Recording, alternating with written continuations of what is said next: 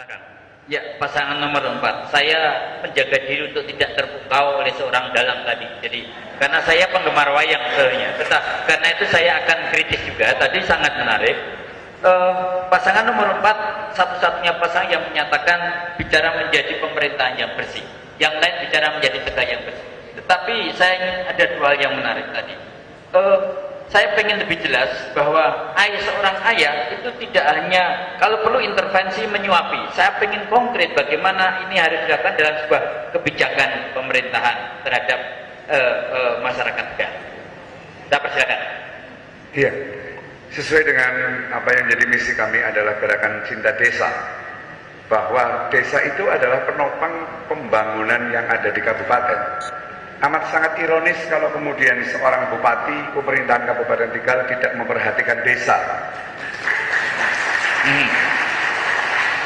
Dan Bapak jangan khawatir, Bapak bukan wayang, tapi Bapak adalah penonton wayang yang baik, Pak.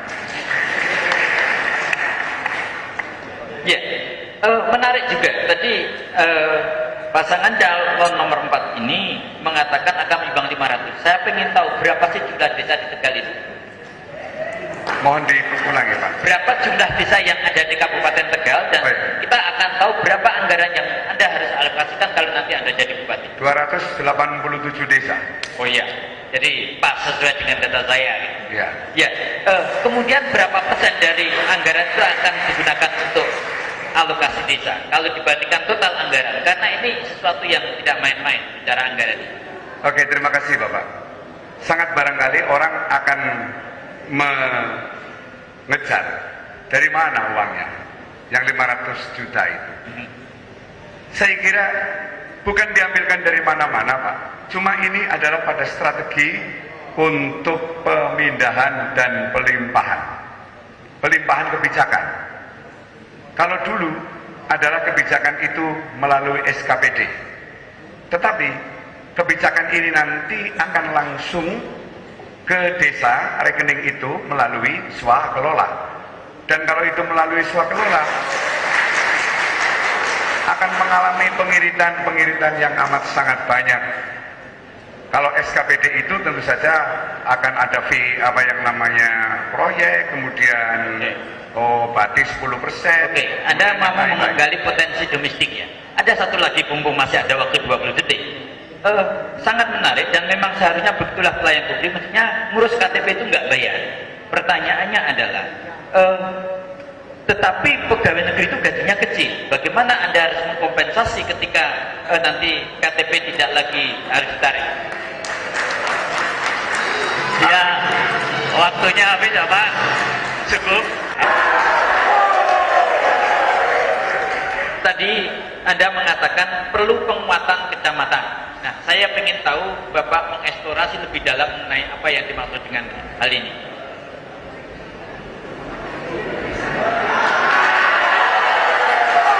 Saya mohon tenang supaya pasangan calon bisa menjawab dengan tenang pula, ya. Terima kasih, Pak.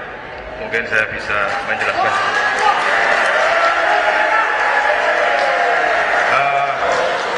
Sebagaimana kita ketahui selama ini kecamatan hanya merupakan tempat untuk transit. Semua kegiatan kecamatan tidak menangani, hanya sebagai lembaga koordinasi.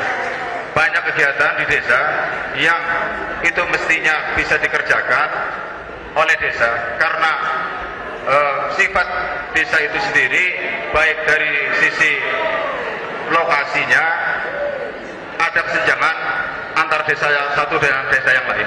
Oleh karena itu kecamatan harus didorong untuk mengatasi masalah tersebut. Kira Undang-Undang Nomor 32 Tahun 2004 itu berbeda dengan Undang-Undang Nomor 5 Tahun 74. Saya pikir itu berbeda posisi kecamatan. Tapi sama ekspor yang lain. Tadi pasangan ini juga menyatakan santunan kematian 1 juta.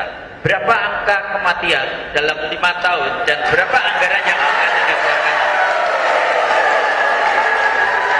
Berapa rupiah yang akan Anda keluarkan untuk 5 tahun ke depan untuk penunjang ini? Kami punya asumsi. Setiap tahun asumsinya kalau setiap 5 orang itu akan ketemu kali 30.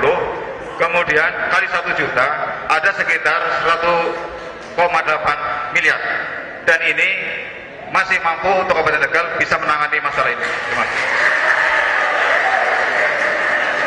Mana yang lebih baik, memberikan santunan kematian ataukah infrastruktur desa menurut pasangan ini? Santunan kematian tidak berarti mengurangi kebutuhan untuk infrastruktur desa, dan itu akan kami perhitungkan betul bahwa santunan kematian pasti bisa berjalan dan struktur desa juga harus berjalan secara bersamaan. Anda sudah perhitungkan berapa anggaran untuk itu saja? Ya. Tepuk tangan pada untuk pasangan calon